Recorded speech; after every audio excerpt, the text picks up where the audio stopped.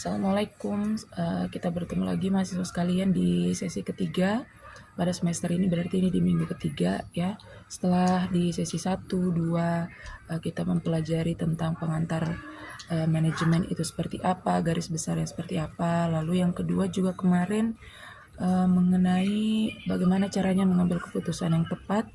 Nah, jadi di sesi ketiga ini kita belajar mengenai pengorganisasian. Jadi rancangan struktur dalam organisasi. Nah, dalam setiap organisasi maupun perusahaan, baik itu skalanya kecil, menengah maupun besar, itu pasti kita biasanya bikin yang namanya struktur organisasi. Jadi struktur organisasi itu adalah termasuk juga nanti struktur pengendalian tugas di dalam organisasi itu. Di dalam menyusun struktur itu kita harus memperhatikan kebutuhan dari organisasi. Jadi tidak boleh kurang dan tidak boleh lebih juga.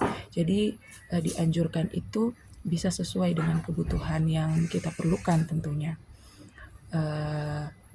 Dan di dalam hal ini selain kita bentuk strukturnya, kita juga bertanggung jawab untuk mengelola sumber daya manusia yang ada di dalamnya agar potensi mereka itu efektif dan efisien untuk kemajuan dari organisasi yang kita tempati tersebut tentunya.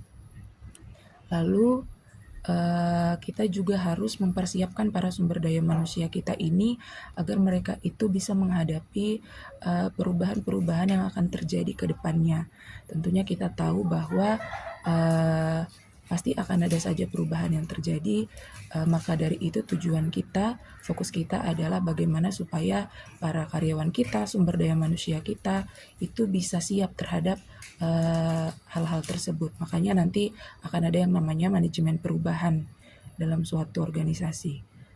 Seperti biasa, silahkan mengerjakan tugasnya, tapi especially di sesi 3 ini itu nanti ada tugas.